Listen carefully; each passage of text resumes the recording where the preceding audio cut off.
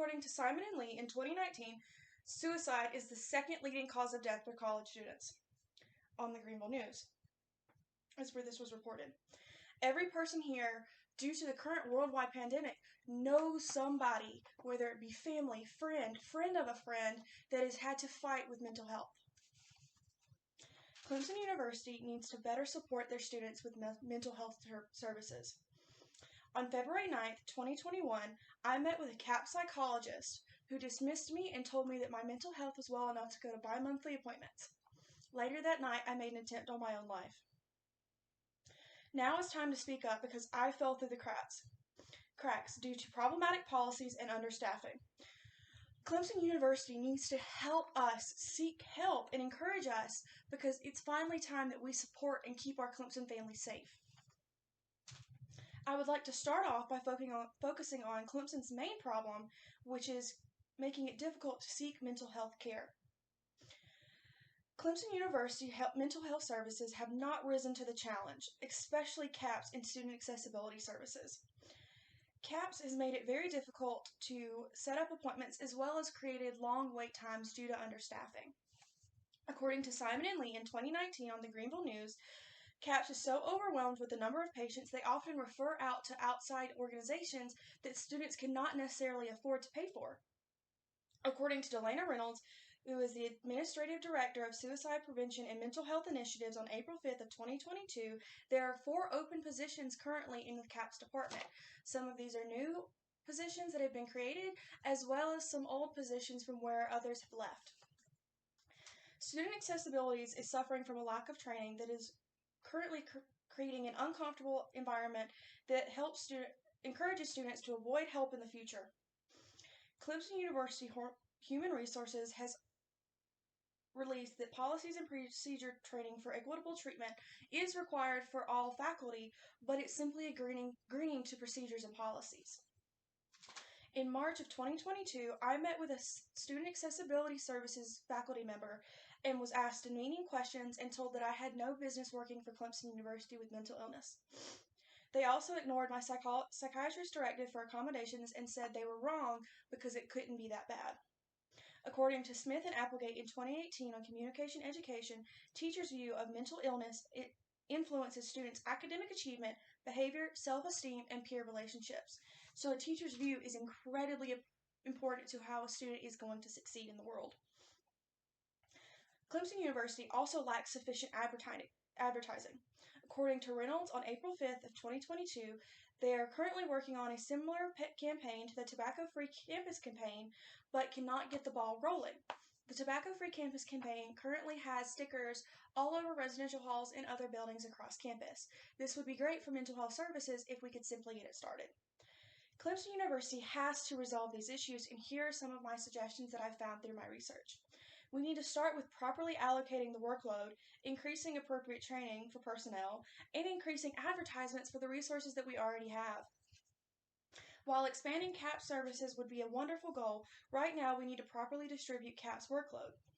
We could do this by inviting in psychology graduate students to assist with administrative duties with minimal HIPAA training and FERPA as well, but this is already in place due to student workers such as resident assistants. We could also invite tenure-line faculty from the psych department because many have a clinical background. They would be able to work directly with CAPS and also earn service for tenure-line portfolios. While they may have smaller duties and not be full-time, this would still help CAPS. We could also create a long-term plan that would involve creating a clinical psychology program that would also work directly with CAPS and be prepared to work in the clinical field and possibly with patients after they graduate. This would help increase revenue and tuition for Clemson. LaBelle and Johnson in 2021 in the Communication Quarterly reported that 12 months prior to their study, 87% of college students reported being overwhelmed. And 3 out of 4 in the past 30 days of their study reported moderate to high stress. Clemson University needs to develop and require more training. The Deer Oak seminar on the Tiger Training website is not currently required, but it could be for all student workers and faculty and staff. It's only a 40-minute seminar, but would be incredibly helpful if it were required, as it is a mental health seminar. Smith and Applegate in 2018 on the Communication Education reported that we can avoid creating new stigmas that diminish students' ability and desire to search for mental health assistance by simply working on our word choice.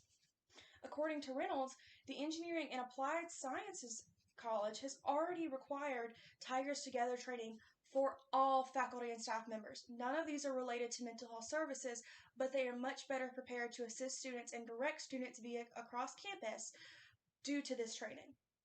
We could also introduce behind closed doors training, which is known commonly by resident assistants, but would be incredibly helpful as it is an in-person scenario where one participant acts out the scenario and another responds, and they all take turns kind of getting used to different scenarios, especially with suicidality. Clemson University also needs to properly advertise the resources that we already had. According to Pace et al. In 2018 on the health communication, students were asked for useful locations of counseling service resources. 78.6% said they would like to see them in resident halls, 61.6% said they would like to see them on table toppers in the dining halls, and 45.2% said they would like to see them in classrooms and hallways. According to Ma and Nan in 2018 in the Atlantic Journal of Communication, college students also prefer narratives instead of statistics or didactic messaging. This is very similar to the If You're Reading This Clemson that is not advertised. Also, according to Pride at Clemson University, an event happened on April 14th at 7 p.m. involving Mary Lambert and Wyatt Hermanson, who talked about their own identities in mental health struggles, as well as their TED Talk or discussion where they talk about their own diagnosis with manic depression. Also, according to Morrow on the Tiger, Suicide Prevention Week was held at Clemson University in March of 2022 for the first time this year. This is now going to be an annual event. Mindset is a club on campus that is offered to create a judgment-free zone and make students comfortable and feel supported in discussing their mental health journeys, according to the Mindset biography on Tiger Quest. My plan will work because I do not rely on increasing Clemson's budget, but I do require that Clemson use all current resources to the full extent.